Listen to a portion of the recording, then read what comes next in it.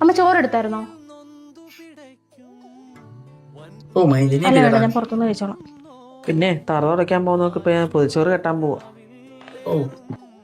അങ്ങനെ പറഞ്ഞു.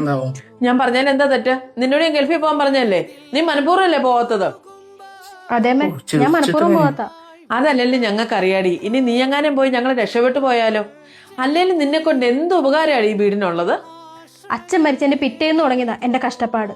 കണ്ടവന്റെ അടുക്കള നിരങ്ങി തറ തുടച്ചുണ്ടാക്കുന്നതിന്റെ മുക്കാപ്പങ്കും ഈ വീടിന് വേണ്ടിയിട്ടും അച്ഛൻ ഉണ്ടാക്കി വെച്ച കടം വീട്ടാൻ ഉപയോഗിച്ചിട്ടുള്ളൂ.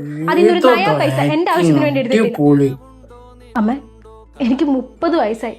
എന്റെ കൂടെ പഠിച്ചവരൊക്കെ ലൈഫിൽ നല്ല രീതിക്ക് സെറ്റിലായി. പക്ഷെ ഞാനോ ഇപ്പോഴും എന്റെ കുടുംബത്തിന് വേണ്ടി കണ്ടവന്റെ ആട്ടും തുപ്പും കേട്ട് കിടക്കുക. എനിക്കും ഉണ്ടമ്മ ആഗ്രഹങ്ങള്. പിന്നെ എന്നെ ദുബായിക്ക് വിടാനുള്ള ഈ ഉത്സാഹമൊക്കെ എന്തിനാന്ന് എനിക്കറിയാം. ഞാൻ അവിടെ പോയി കഷ്ടപ്പെട്ടുണ്ടാക്കുന്ന കാശും കൂടെ അയക്കാൻ വേണ്ടിട്ടല്ലേ. അതല്ലേലും അങ്ങനെയാ. വാങ്ങുന്നവൻ എന്നും വാങ്ങിക്കൊണ്ടിരിക്കും, കൊടുക്കുന്നവൻ എന്നും കൊടുത്തോണ്ടിരിക്കും.